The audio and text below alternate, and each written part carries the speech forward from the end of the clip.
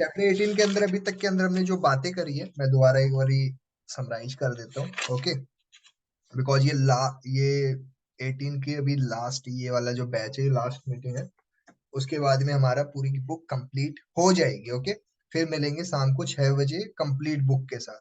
ठीक है, सबसे पहले हम बात कर लेते हैं स्टार्टिंग से, अर्जुन के सवाल से। वो सवाल था संन्यास या त्याग का अंतर जानना है। और श्री कृष्ण जी ने बताया कि बहुत सारे ऋषि गुण, बहुत सारे लोग ये सोचते हैं कि जो माता पिता या फिर आप उन लोगों को त्याग देते हो वही सारा कुछ होता है, बोलते हैं ये नहीं होता है। ठीक है, श्री कृष्ण जी बताते हैं कि क्या होता है त्याग, वो सारी चीजें समझाते हैं। और हमें क्या चीजें करना चाहिए, हमें यज्ञ करना चाहिए, दान करना चाहिए, तप करना चाहिए, ये चीज समझाते हैं।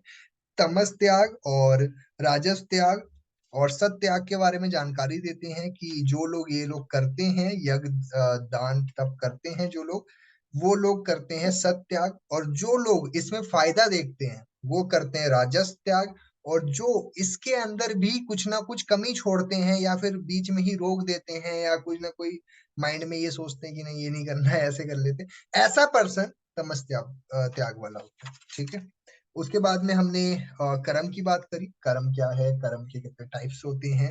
ठीक है, क्या 5 कारण है, क्या 5 कारण है जो आपसे ये चीजें करवाती है। वो है 5 कारण, आपका अधिष्ठान और मन, इंद्रियां, साधन और देव, जिसके अंदर हमने इन सब चीजों की बातचीत करी। ठीक है, उसके बाद में हमने ज्ञान के टाइप्स की बात की। ज्ञान के कितने टाइप्स होते हैं, सत्य ज्ञान, राजस ज्ञान और तमस ज्ञान। उसके बाद में हमने कर्म के टाइप्स की बात करी और फिर कर्ता के टाइप्स की बात कर ली। बुद्धि के कितने टाइप्स होते हैं वो जानकारी हमने प्राप्त कर ली। ओके, और फोकस क्या है, फोकस कैसे आपके, उसके कितने टाइप्स होते हैं उसकी हमने बात करी अभी तक में। ओके, अब आ चुके हैं हम जिस मुद्दे पे, वो है जी जातिवाद, धर्म। कहीं ना कहीं हम सभी के सभी किसी ना किसी धर्म से हैं और हम उसी को जो है प्रेजेंट करते हैं, राइट। तो यहाँ पे श्री कृष्ण जी ने वही धर्म की बात की कि धर्म जो कहीं ना कहीं ब्राह्मण है, तो वो क्या क्या चीजें फॉलो करेगा कि वो ब्राह्मण है, कैसे। तो वो बताया गया कि वो शास्त्र रीड करेगा, वो बहुत काम रहेगा और हर सिचुएशन में अपने आप को ठीक रखेगा और वो सबका आदर करेगा, हर किसी की रिस्पेक्ट करेगा। ठीक है, और हाँ, परमात्मा से डायरेक्टली कांटेक्ट है उसका, ऐसा करके आगे बढ़ते हैं। और जो क्षत्रिय होता है, अब मेन मुद्दे पे आते हैं, क्षत्रिय कौन होता है। अब क्षत्रिय की परिभाषा देना क्यों इंपॉर्टेंट है, पहले समझो। क्योंकि अर्जुन भी एक क्षत्रिय है और युद्ध से वो भाग रहा है, युद्ध लड़ने से मना कर रहा है। और क्षत्रिय का ये नियम नहीं है, एक क्षत्रिय का जो खून होता है वो युद्ध के लिए ही वो है, वो चीज समझाया जा रहा है यहाँ पे, थोड़ा इसको समझो। ठीक है, अब यहाँ पे अर्जुन को बताया जाता है क्षत्रिय क्या है। अब क्षत्रिय के बारे में बताते हैं, जो वीर होते हैं, जो वीर युद्ध करते हैं। क्षत्रिय वो होते हैं जो वीर युद्ध करते हैं। ठीक है, युद्ध करते हैं वो। दूसरा, वो पीछे से वार नहीं करते, वो पीछे से वार नहीं करते। ठीक है, आपने अगर मूवी देखी है पद्मावती, देखी है किसी ने मूवी, वो नहीं देखी तो एक बार ये आप देखना, उसके अंदर आपको पता चलेगा कि कैसे वो क्षत्रिय नियमों को फॉलो करता है। ठीक है, और वो किस तरीके से उसका सम्मान करते हैं। ओके, वहां पे एक केस क्या होता है, आपको मैं थोड़ा एग्जांपल समझाता हूँ। जो पद्मावती जी होते हैं, तो क्या होता है, जो वहां पे विलन है, जो रणवीर सिंह विलन का रोल कर रहे होते हैं, वो जो हीरो होता है वो कहता है कि एक बार वो जेल में बंद हो जाता है, उसको जेल में बंद कर देते हैं हीरो को। हीरो का नाम क्या होता है, नाम मुझे ध्यान नहीं आ रहा है। ठीक है, वैसे वो क्षत्रिय का रोल अदा कर रहे हैं। अब होता क्या, उस केस में वो जेल में होते हैं, तो उनसे कहा जाता है कि तुम्हें भागना है, तुम्हें भाग के जाना पड़ेगा यहाँ से। ठीक है, वो मना कर देता है कि नहीं, हम पीठ दिखा के भागते नहीं है, हम पीठ दिखा के भागते नहीं है, मैं दिखा के भागूंगा कि मैं जा रहा हूँ। ठीक है, तो ये चीज होती है, वो जाता है और जाकर के विलन के सामने खड़ा होता है और कह रहा है कि मैं जा रहा हूँ। ये क्षत्रिय नियम होता है, वही राम का भी वही सेम है, समझ रहे हो आप। जिस टाइम पे आपने देखा होगा जब धनुष टूट जाता है, उस टाइम पे ब्रह्मा जी अब वो आते हैं, परशुराम जी आते हैं। ठीक है, और वो गुस्सा हो जाते हैं, बहुत ज्यादा क्रोधित हो जाते हैं और वो जाते हैं और वो गुस्से में बोलते हैं किसने ये क्या क्या किया। तो वो क्या कहते हैं कि हम ब्राह्मण की इज्जत करते हैं, रिस्पेक्ट करते हैं, आप पीछे हो जाओ या फिर हमसे वो मत करो, बहस मत करिए, समझो इस बात को। और अगर आप मुझे युद्ध के लड़काओगे या फिर बोलोगे कि आओ भाई युद्ध करो, तो भाई हम क्षत्रिय हैं, हम लोग पीछे नहीं हटेंगे, हम युद्ध के लिए तैयार है। समझ रहे हो आप? तो यहाँ पे क्या बात हो रही है, यहाँ पे भी अर्जुन को ये बताया गया कि भाई तू तो कह रहा है कि जो है अभी तू बैठ गया जा करके, जो है रथ के कोने में जाके बैठ गया।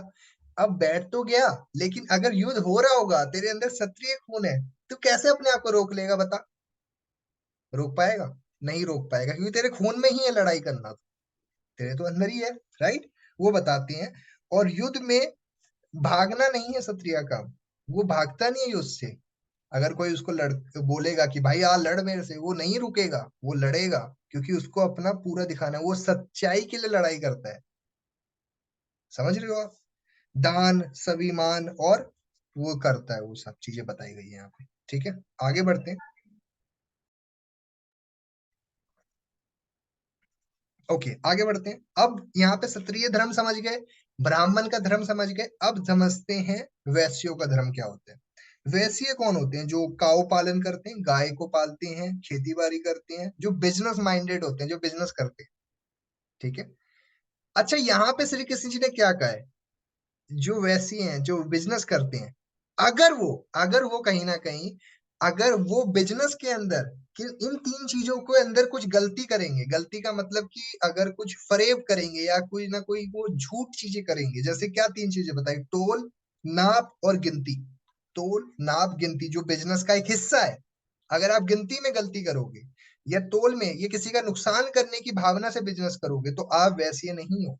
यहाँ पे श्री कृष्ण जी ने क्या कहा है कि भाई वैसे बिजनेस तो करते हैं, लेकिन बिजनेस करने का भी रूल होता है कि आप किसी का नुकसान नहीं करोगे बिजनेस करते टाइम पे, किसी की गिनती नहीं को करोगे, किसी के सच्चाई का फायदा नहीं उठाओगे। वो चीज समझा रहे हैं यहाँ पे श्री कृष्ण जी।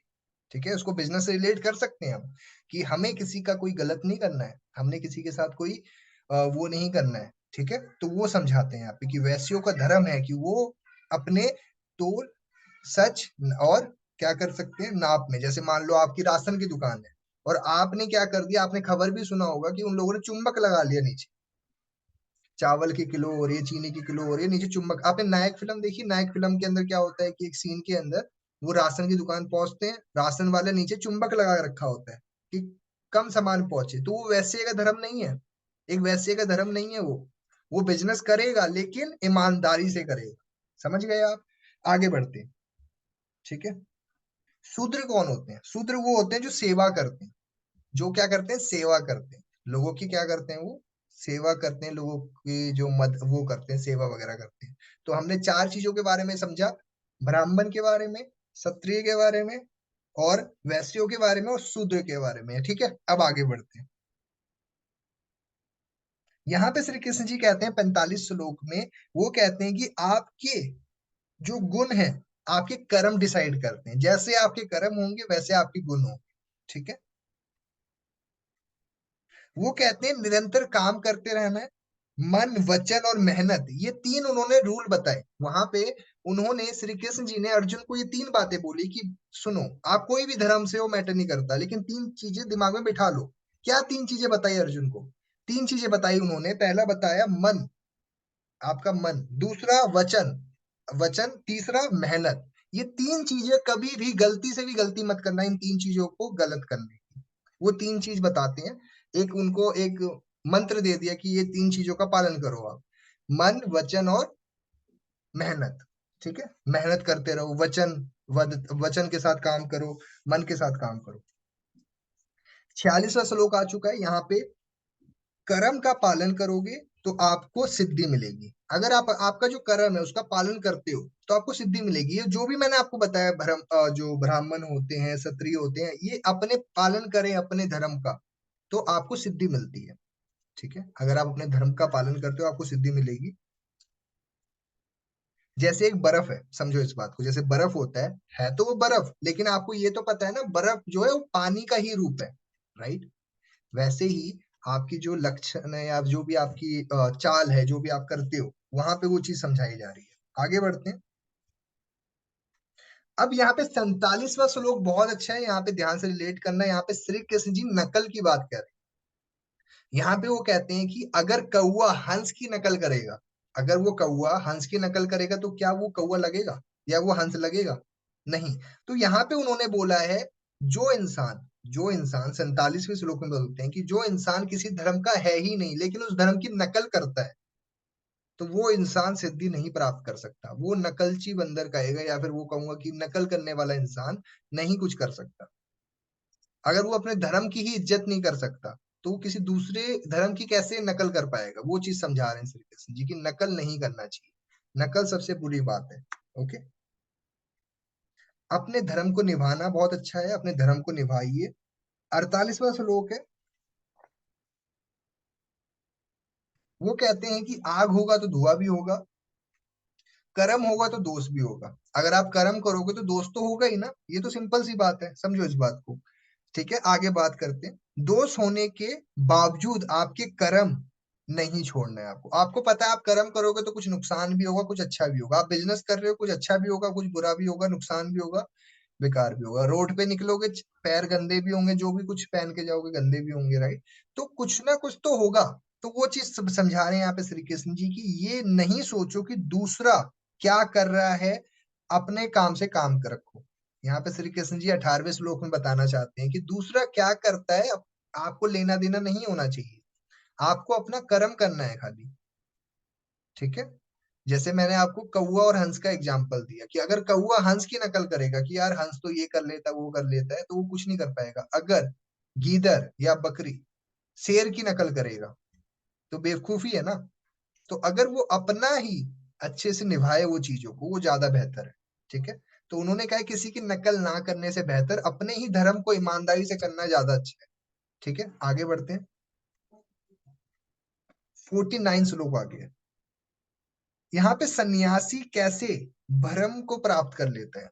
जो सन्यासी होता है वो कैसे भरम मतलब परमात्मा को कैसे प्राप्त कर पाता है, इस सवाल का जवाब देते हुए श्री कृष्ण जी कहते हैं। ठीक है, जैसे बच्चे, पत्नी, दुनिया, जिसकी किसी में आसक्ति ना हो, जिसमें किसी की मोह ना हो, ऐसा इंसान जो कि अपने परिवार, बच्चे और ये पूरी दुनिया किसी का मोह ना रखे। ठीक है, जो अपने कर्म करता है, जिसके पास में जो कर्म करता है। ओके, और वही इंसान जो भरम को प्राप्त हो पाता है। जिसकी आसक्ति नहीं है, किसी से मोह नहीं है, वही भरम को प्राप्त कर पाता है। 50वें श्लोक में श्री कृष्ण जी कहते हैं, जब आपको कुछ मिल जाता है तो क्या आपको इच्छा जो है खत्म हो जाती है आपकी, राइट? जैसे मान लो आपकी इच्छा थी कि मुझे इतना पैसा कमाना है, या फिर आपकी इच्छा थी कि मेरा ये गोल पूरा करना है मेरे को, तो आपकी इच्छा वो पाने के बाद पूरी हो गई है। अब यहाँ पे श्री कृष्ण जी बताते हैं कि अब क्या करोगे आप। समझो इसको थोड़ा, कि अब मान लो आपकी इच्छा था कि मुझे ये मिल जाएगा तो अब मैं ये कर लूंगा। तो यहाँ पे वो इच्छा की बात की जा रही है। तो हम क्या होता है, एक बात को यहाँ पे और रिलेट कर सकते हैं कि हमारी इच्छा थी कि हमें ये हासिल करना है, और आपने जितनी मेहनत की थी उसको हासिल करने के लिए, वो मेहनत तो आपने की, लेकिन जब वो हासिल हो गया आपकी मेहनत अपने आप कम होने लगी। जब वो आपको हासिल हो गया आपकी मेहनत कम हो गई, अब आपके पास कोई दूसरा गोल नहीं है, दूसरा लक्ष्य नहीं है। उस तरीके से जी वो भी समझाते हैं आप। ठीक है, आगे बढ़ते हैं। ठीक वैसे ही आपको जब सिद्धि मिल जाती है तो आपको कुछ और लेने चाहिए ही नहीं। जब आपको सिद्धि मिल गई तो और आपको कोई चीज की इच्छा ही नहीं रहेगी। तो आपकी इंद्रियां और आपकी जो मोह होता है ना, तो वो आपके जो कारण बनते हैं कहीं ना कहीं आपके सिद्धि को प्राप्त करने के लिए। ठीक है, अब यहाँ पे श्लोक 51 जो, हाँ 51, 52 और 53 उसको एक साथ ही रिलेट करके मैं आपको बताता हूँ। यहाँ पे उन्होंने कहा है सन्यासी के लिए निष्काम सिद्धि क्या है। जो सन्यासी होता है वो निष्काम सिद्धि कैसे करेगा, इसके बारे में वो बताते हैं।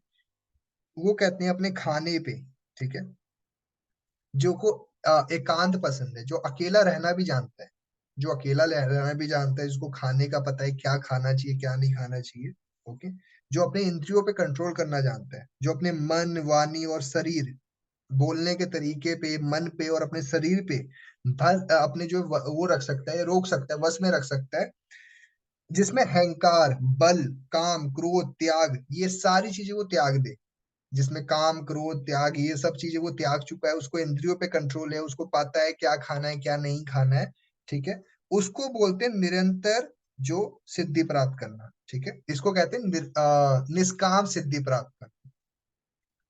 जिसको इसकी खबर है कि क्या खाना है क्या पीना है, कैसे रहना है, कैसे उठना है, अहंकार नहीं होना चाहिए, गुस्सा नहीं करना चाहिए, जिसको इन सब की खबर है, जिसको इमोशन पे कंट्रोल है, जिसको इमोशन का पता है कि मेरे को किस टाइम पे कैसे इमोशन को अपने आप को रखना है, वही इंसान बताते हैं यहाँ पे कि वही इंसान निष्काम सिद्धि प्राप्त कर सकता है। ठीक है, जो यहाँ पे श्री कृष्ण जी ने इसकी बात करते हुए कहते हैं। ओके, आगे बढ़ते हैं।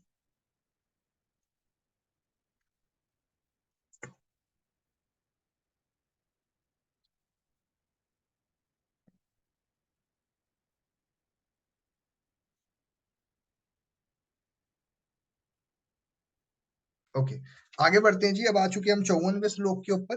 तो यहाँ पे उन्होंने कहा है कि विचलित ना होना। ठीक है, अगर आपकी लाइफ में कुछ दिक्कत आ गई, कोई परेशानी आ गई, आप विचलित नहीं हो रहे हो। ठीक है, आपका मन खुश है, पर्सन हो आप, खुश रहते हो। ठीक है, आप योगी हो, ना किसी के लिए आपको शोक है, ना किसी के लिए आपको खुशी है। ओके, तो यहाँ पे उन्होंने बताया है कि ऐसे ज्ञान को पर भक्ति ज्ञान कहते हैं। ओके, ऐसा ज्ञान पर भक्ति ज्ञान होता है, जिसको अपने पता है कि ना किसी सुख में वो सुख है, ना दुखी में वो दुख है, किसी के जाने पे ना वो दुखी है, ना किसी के आने पे वो खुश है। ऐसा इंसान पर भक्ति ज्ञान कहलाता है। ओके, आगे बढ़ते हैं। पर भक्ति के आगे कुछ नहीं रह जाता। ठीक है, कृष्ण जी कहते हैं कि कर्म योगी यहाँ पे 56वें श्लोक में वो बताते हैं, कर्म योगी जैसे कृष्ण को ध्यान में रख करके जो कर्म करता है, जो इंसान कृष्ण को, भगवान कृष्ण परमात्मा को ध्यान में रख करके अपना कर्म करता है, ठीक है, वो कौन होता है? कर्म योगी कहलाता है। मतलब आप अपना कर्म कर रहे हो, आपके ध्यान में कोई नहीं है, नहीं माता पिता, कोई किसी का मोह नहीं है, बस एक भगवान है, श्री कृष्ण है, उसकी उसी परमात्मा की आराधना है आपके मन में। तो आप कौन हो? आप कर्म योगी कहलाओगे। ठीक है, आगे बढ़ते हैं। उसके बाद में जो सच्चे मन से जो श्री कृष्ण को जो सराहना करता है, उनके नियमों का पालन करता है, जो भागवत गीता में इतनी सारी बातें बताई गई है, उन चीजों को समझता है, ठीक है, तो वो कृष्ण को डायरेक्टली पा सकता है। आगे बढ़ते हैं। उन्होंने कहा 98वें श्लोक में कि जिसमें अहंकार है, जिसमें किसी बात का घमंड है, ऐसा इंसान कभी मुझे पा नहीं सकता। श्री कृष्ण कहते हैं जिसमें घमंड ही आ चुका है, तो ऐसा इंसान मुझे कैसे पाएगा? अब सिंपल सी बात है ना, गुरु तो वैसा ही इंसान चाहेगा ना कि जैसा मेरे जैसा हो। राइट, अगर वो मेरे जैसा है ही नहीं, मान लो कोई गुरु है और गुरु की इच्छा या फिर उसका मन नहीं है, वो लड़ाई झगड़ा हिंसा के खिलाफ है, जैसे महात्मा गांधी जी अहिंसा के खिलाफ थे, तो जो अहिंसा की तरफ जाएगा, लड़ाई करेगा, वो सब करेगा, तो महात्मा गांधी नापसंद ही तो करेंगे ना उनको। सिंपल सी बात है ना। तो यहाँ पे श्री कृष्ण जी भी वही कह रहे हैं, मेरे को अहंकार अच्छा नहीं लगता, और जो इंसान अहंकार में जाएगा, देखो वो कहते हैं कि सभी मेरे बच्चे हैं, लेकिन कुछ बच्चे अगर अहंकारी हैं तो उनको मैं नहीं इतना वो करता, वो समझाते हैं यहाँ पे। ठीक है, तो वो कहते हैं अर्जुन तू अहंकार के आश्रय में मत ले। ठीक है, उन्होंने अर्जुन को क्या कहा? तू अहंकार के आश्रय को मत ले, मतलब कि अर्जुन में भी तो अहंकार है। समझो मेरी बात को, वो क्षत्रिय होकर के युद्ध से भाग रहा है, तो उसमें अहंकार ही तो है। समझ रहे हो? तो वो अर्जुन को कहना चाहते हैं कि देख अर्जुन, तेरे में ये अहंकार है कि तू क्या कर रहा है, तू भाग रहा है, तो ये अहंकार को छोड़ दे। ठीक है, उसको समझा रहे हैं वहां पे, तेरा जो स्वभाव है, तेरा जो स्वभाव है, उसको ठीक कर। ओके, तू क्षत्रिय होकर के युद्ध लड़ने से मना कर रहा है, ये अहंकार नहीं तो क्या है?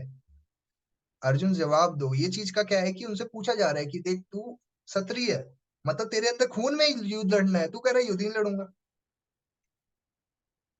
समझ रहे हो ना मेरी बात? ये तो वही वाली बात है कि जब विराट कोहली जो है क्रिकेट ग्राउंड में तो है, लेकिन कह रहा है कि इंडिया हार रही है, लेकिन उसको कोई फर्क नहीं पड़ रहा, बैठा हुआ है अपने ही घमंड में कि मैं नहीं जा रहा क्रिकेट खेलने। उसको पता है वो क्रिकेट के लिए ही बना है, क्रिकेट खेल लेगा, सचिन तेंदुलकर है वो, चलो वो तो अब रिटायर हो गए, उनका अलग खेल है। मतलब समझो मेरी बात को, कि आप पता है आपको कैसे क्या करना है, उसके बावजूद आपने हाथ उठा रखा है। तो कौन है ये? यहाँ पे अब आ जाओ थोड़ा प्रीवियस में, हाथ पे हाथ रखा बैठा इंसान कौन होता है? वो हाथ पे हाथ रखा इंसान कौन हुआ? जो मन बुद्धि है।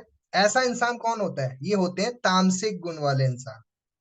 ये कौन होते हैं? तामसिक गुण वाले इंसान, जिन्होंने हाथ पे हाथ रखा हुआ है, कुछ नहीं करना चाहते, बस मन को ही अहंकार बना लिया है, बोलते हैं कि भाई जो होता है ठीक है, रहने दो, जो हो रहा है ठीक है। ऐसा इंसान जिसके हाथ में हाथ रखा हुआ है उसने। तो श्री कृष्ण जी उसको वही समझा रहे हैं, तू क्षत्रिय होकर के ऐसी तेरे को शोभा नहीं देती ये बात। समझ रहे हो? आगे बढ़ते हैं। 60वां श्लोक आ चुका है। तो श्री कृष्ण जी कहते हैं कि ऐसा वो मोह के कारण नहीं करना चाहते। ठीक है, ओके। तो वो कहते हैं युद्ध तो वो लड़ेगा, युद्ध तो वो लड़ेगा, उसका जो स्वभाव है, उसका स्वभाव उसको करने नहीं दे रहा है। यहाँ पे बहुत सारे लोग हैं जिसका मन तो कहता है कि मुझे ये करना है, लेकिन उसका स्वभाव उसने ऐसा बना लिया है, ईगो कहते हैं आज की डेट में, कि आपका ईगो इतना बड़ा हो चुका है कि आप वो चीज करना नहीं चाहते। फॉर एग्जाम्पल, कि आपका तो मन है कि मुझे ये चीज करनी है, लेकिन आपके अंदर ईगो बहुत है। आपने जो छाप छोड़ रखी है ना दुनिया के अंदर ईगो वाली, वो आपको रोक देती है कि ये मत कर। जैसे फॉर एग्जाम्पल कि कोई एबीसीडी बंदा है, उसको क्या है कि उसकी ईगो बहुत है। मतलब वो सोचता है कि लोग क्या सोचेंगे, ये कौन सोचेगा, वो कौन सोचेगा, जो बस इन्हीं इन्हीं चीजों में फंसा रहता है। तो ऐसे इंसान की बात कर रहे हैं कि भाई ये अहंकार छोड़ दे, इस अहंकार से बाहर निकल, युद्ध में जा। आगे बढ़ते हैं। अगर आपके शरीर को, ठीक है,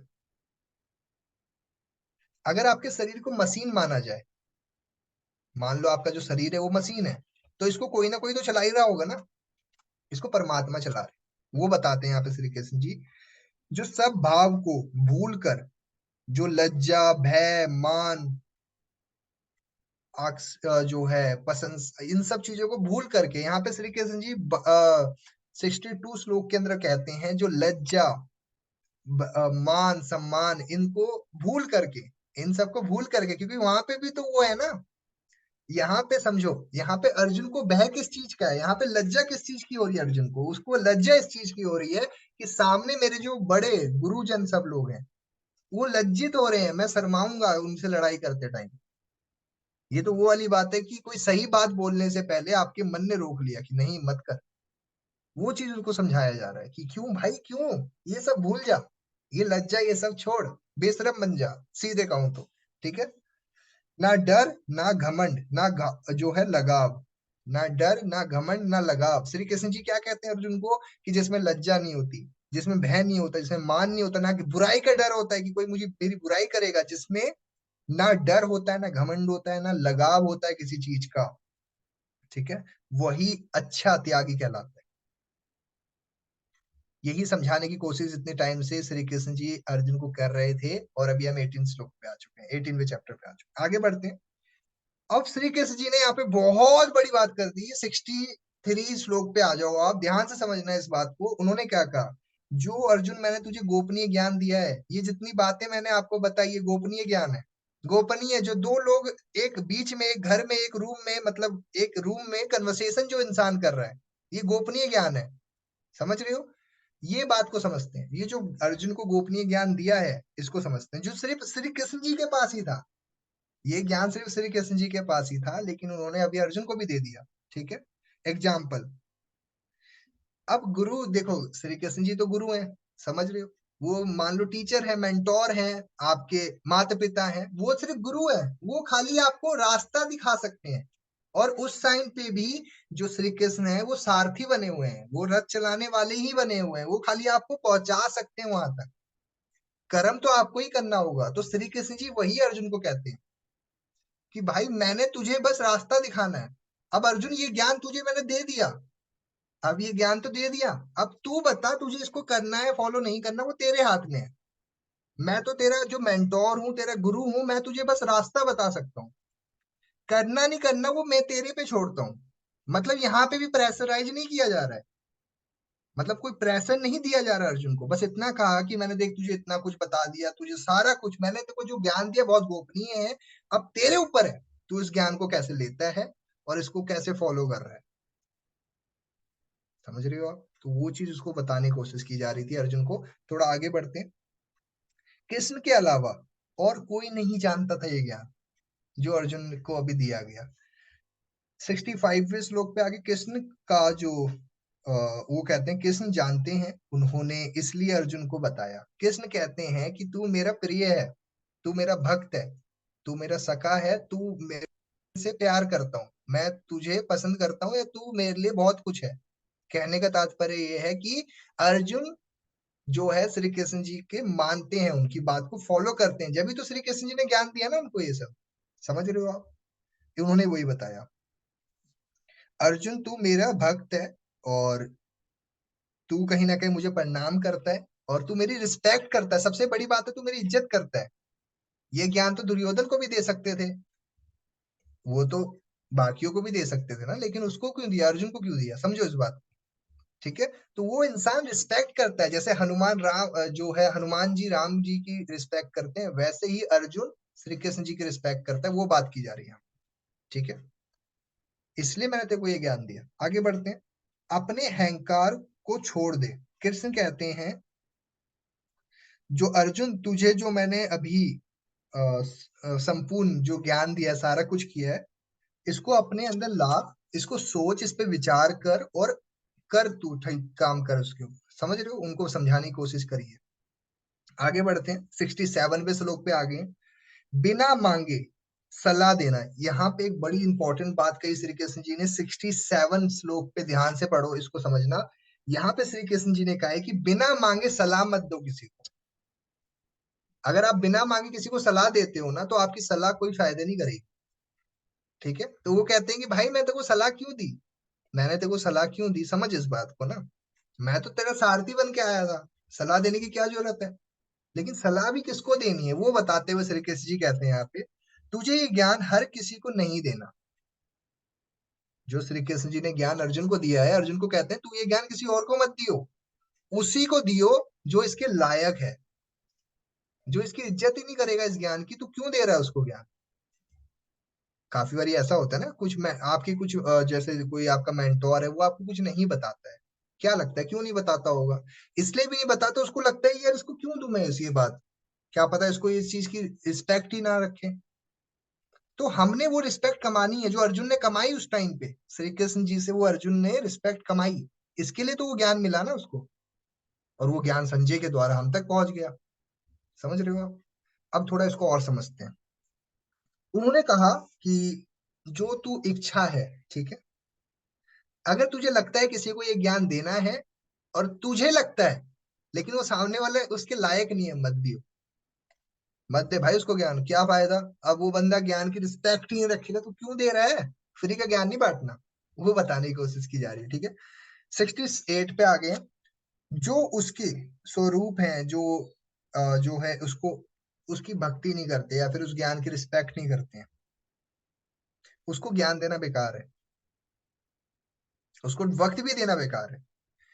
ठीक है, जो ज्ञान को लेना ही नहीं चाहते, जो कृष्ण को ही नहीं मानते, आप कृष्ण का ज्ञान क्यों दे रहे हो? समझो मेरी बात को, तो वो मना कर रहे हैं श्री कृष्ण जी, मत दो। अगर जिसको नहीं चाहिए मत दो, ये ज्ञान तुझे दे दिया है मैंने, तू रख अपने पास, जिसको देना है तू दियो, जिसको नहीं देना मत दियो, लेकिन तुझको एक चीज बता रहा हूँ, उसी को दियो जो इसके लायक है। ठीक है, आगे बढ़ते हैं। अर्जुन क्या है, कृष्ण का जो उन्होंने सारा कुछ बताया है ना, कृष्ण की बात को उन्होंने कहा कि तू फॉलो करते हैं, है ना, तो इसके लिए भी उन्होंने ये सारी बातें उनको बताया, क्योंकि वो उनके बहुत प्रिय भी थे।